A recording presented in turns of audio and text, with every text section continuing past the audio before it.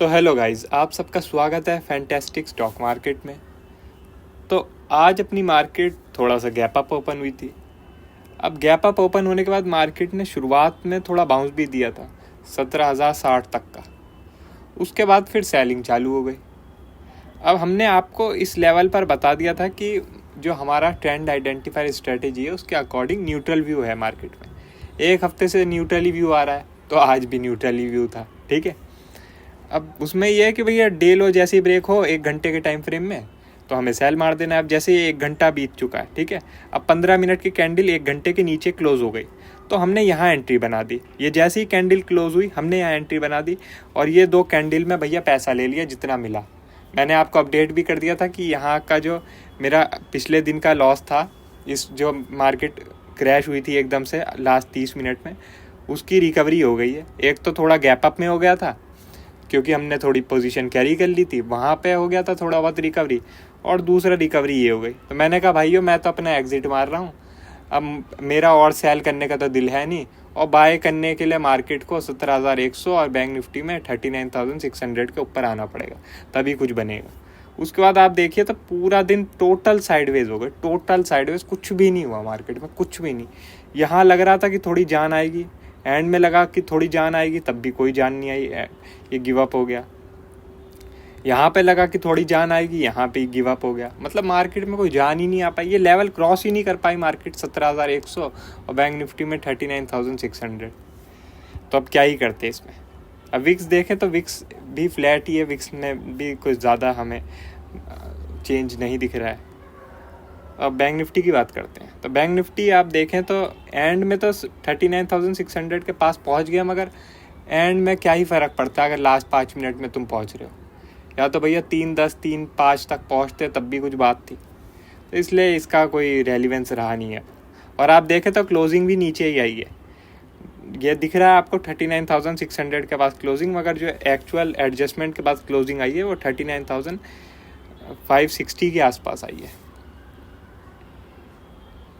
तो bank Nifty भी total range में रहा, कुछ भी नहीं हुआ। उसमें भी यहाँ पर ब्रेक हुआ 1 घंटे के टाइम फ्रेम में, और ये थोड़ा बहुत नीचे आई बस। उसके बाद फिर यहाँ एक इन्वर्टेड हैमर बना और थोड़ा रिवर्सल आया, और इसने भी फिर सारा गिव अप कर दिया। मतलब टोटल साइडवेज मार्केट, क्या ही बताएं। और 1 हफ्ते से ये चल रही है। अब मैं आपको एक चीज़ बोल सकता हूँ कि ट्रेंड आइडेंटिफाई स्ट्रैटेजी अगर आप यूज़ कर रहे हो तो कम से कम आप बेमतलब में ट्रेड तो नहीं मार रहे, बेमतलब में ट्रेड तो नहीं मार रहे। आप समझ लो आपने यहाँ ट्रेड मारने लगे, यहाँ ट्रेड मारने लगे, यहाँ ट्रेड मारने लगे, अब कम से कम ट्रेड तो नहीं मार रहे बेमतलब में। अब आपका समझ लो 1 घंटे के टाइम फ्रेम में आपको मिला सेल, तो आपने भैया सेल की पोजीशन ले ली। अब मैंने आपको अपडेट भी कर दिया कि अभी बिल्कुल ही छोटे पॉइंट ले लो, वही ठीक है। तो थोड़े बहुत पॉइंट लेके आपने बुक भी कर लिया। अब बेमतलब की ओवर ट्रेडिंग तो नहीं हो रही कम से कम।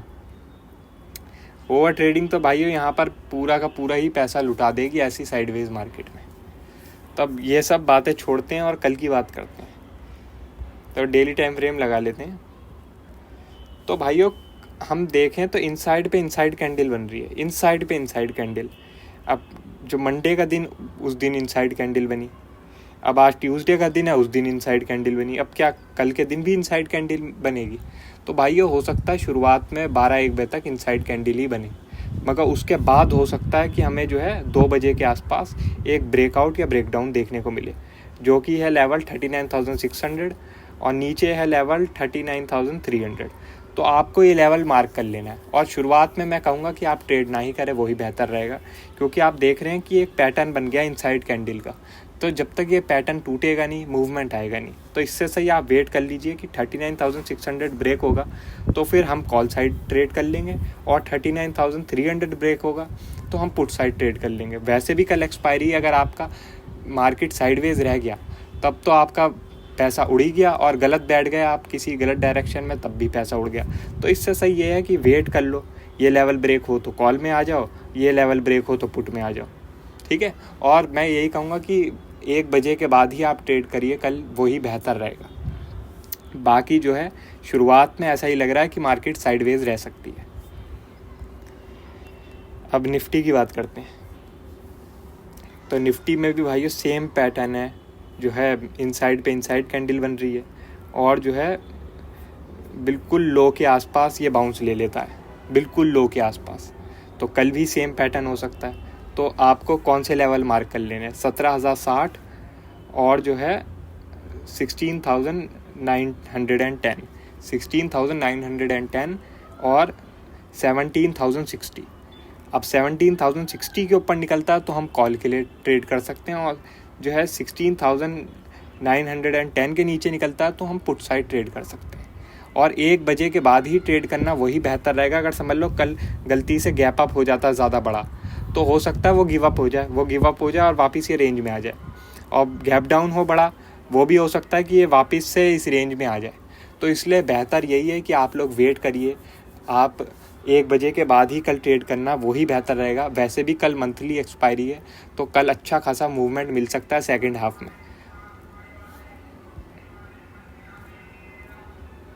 इस समय यूएस फ्यूचर देखे तो थोड़ा सा पॉजिटिव है, एसजीएक्स देखे तो ये फ्लैट है, आपको दिखेगा 70 पॉइंट पॉजिटिव, मगर ये है नहीं, क्योंकि ये अगले मंथ का कॉन्ट्रैक्ट इन्होंने चला दिया है। असलियत में एसजीएक्स इस समय फ्लैट है। ठीक है, तो बाकी और कोई अपडेट होगी मैं आपको टेलीग्राम में बता दूंगा। वीडियो अच्छी लगी हो तो लाइक कर देना, और चैनल पर नए हो तो सब्सक्राइब कर देना। आज के लिए बस इतना ही, थैंक यू।